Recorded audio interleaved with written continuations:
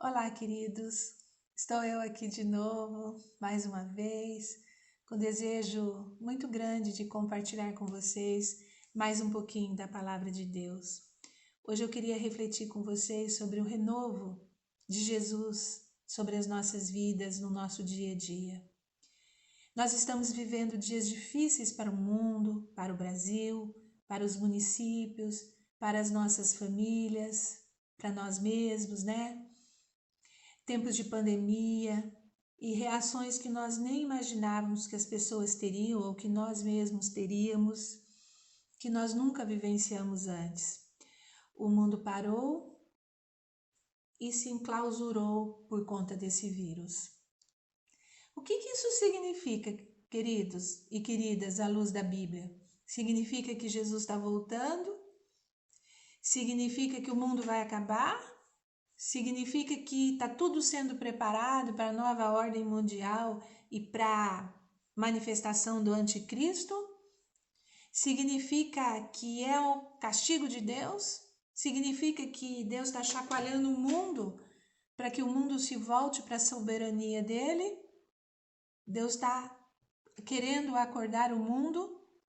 Eu não sei.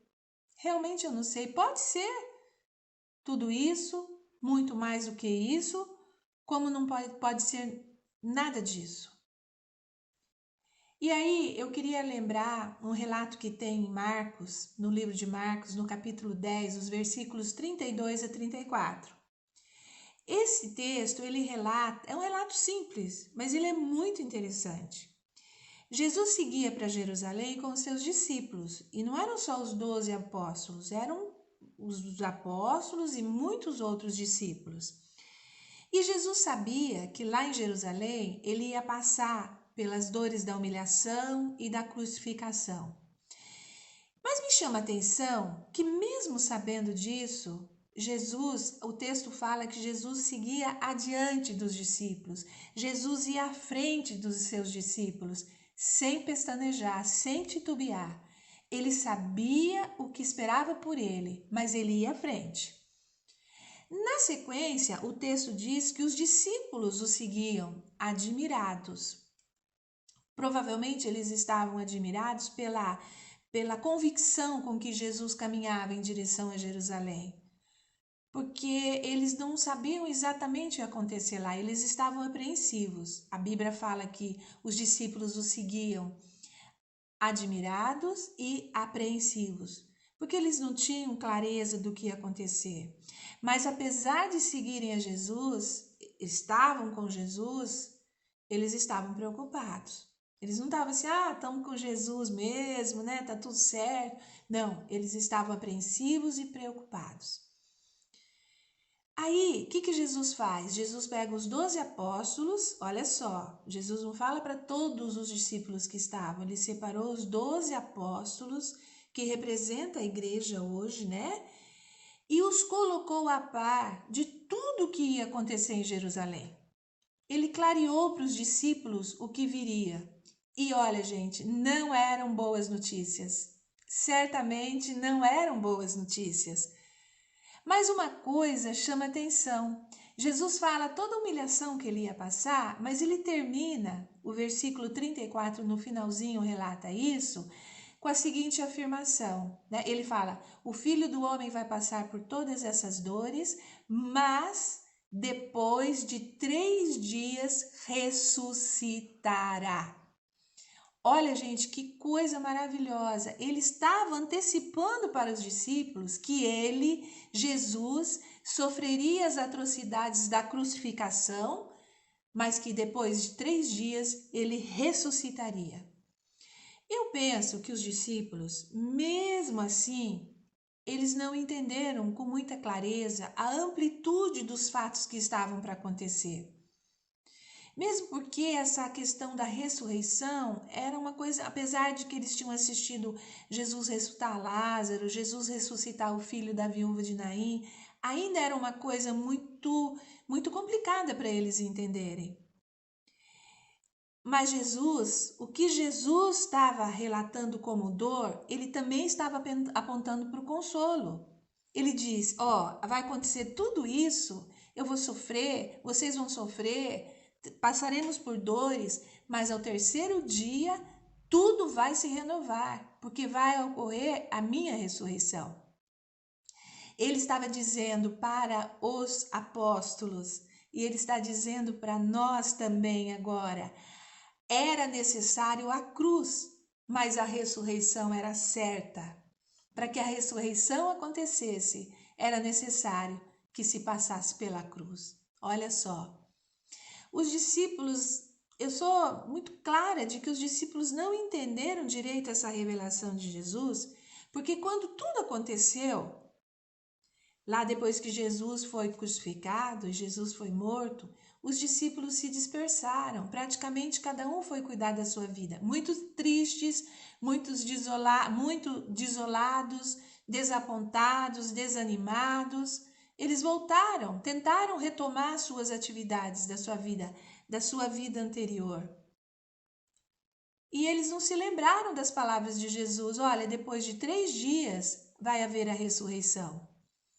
Eles não se lembraram, mas a ressurreição veio. E Jesus, na sua infinita misericórdia e no seu amor sem igual, ele foi ao encontro dos discípulos. E tudo ganhou um novo sentido para a vida desses discípulos, para a vida desses apóstolos. A vida deles foi renovada. A fé se tornou palpável, se tornou possível, se tornou concreta. E nós sabemos que essa história prossegue até hoje. Hoje nós estamos com bastão dessa história. A história da fé, a história da confiança em Deus, a história da entrega a Jesus como nosso Senhor e Salvador. Esse texto, gente, ele me ensina que em tempos difíceis e cheio de interrogações, permanecemos e no qual nós permanecemos seguindo Jesus, nós também, como os discípulos, muitas vezes estamos apreensivos, ansiosos, com interrogações, né? Preocupados, porque nós não sabemos o que vai nos acontecer em Jerusalém. Olha só, gente, como nós podemos aprender com a palavra de Deus. Mas Jesus ainda hoje, ele chama a sua igreja, ele chama a mim, ele chama a você, e ele diz, olha, tempos difíceis mesmo. As notícias não são maravilhosas. Tempos difíceis, tempos de morte, tempos de assolação, tempos de tristeza em muitos países, muitas cidades, muitas famílias. Mas não se esqueçam que depois de 3 dias vem a ressurreição. Depois de 3 dias vem o renovo. Com Cristo no barco, gente, não tem como a gente não chegar num porto seguro. Tempos difíceis, sim, nós estamos atravessando. Tempos de medo, tempos, né, como eu falei, de apreensão, tempos de coronavírus. Mas nós temos em Cristo a esperança e a certeza do renovo. Porque houve a cruz, mas depois de 3 dias houve a ressurreição. E assim como os discípulos não foram mais depois da ressurreição de Cristo, nós não seremos mais os mesmos também. Nós estaremos renovados, transformados pelas misericórdias do Senhor que se renovam a cada manhã. E nesses tempos de pandemia, meus irmãos, minhas irmãs, as misericórdias do Senhor continuam se renovando todos os dias. E esse tempo passará e nós viveremos um novo tempo, de uma nova forma, com uma experiência mais profunda com o nosso Senhor. Basta que nós não desistamos e que a gente persevere buscando o Senhor no meio dessas dificuldades, dessas interrogações, desse momento de apreensão e de tanta luta pela qual o mundo está passando, né? Então nós continuemos em oração, convictos, gente, de que o novo de Deus sempre virá para nós. Deus sempre terá um novo, uma novidade, o renovo dele para nós, para as nossas vidas. Como Jerusalém para os discípulos foi lugar de cruz, mas também de ressurreição, de vitória sobre a morte, nós precisamos confiar que nos dias atuais No meio desse momento de pandemia, de quarentena,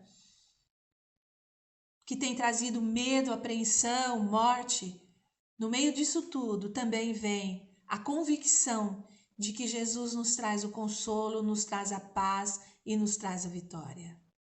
Confiemos, gente, confiemos. Estamos passando, mas a ressurreição veio e virá. O renovo do Senhor veio e virá. E o Senhor quer abençoar a sua vida com esse renovo dele. Amém? Deus os abençoe.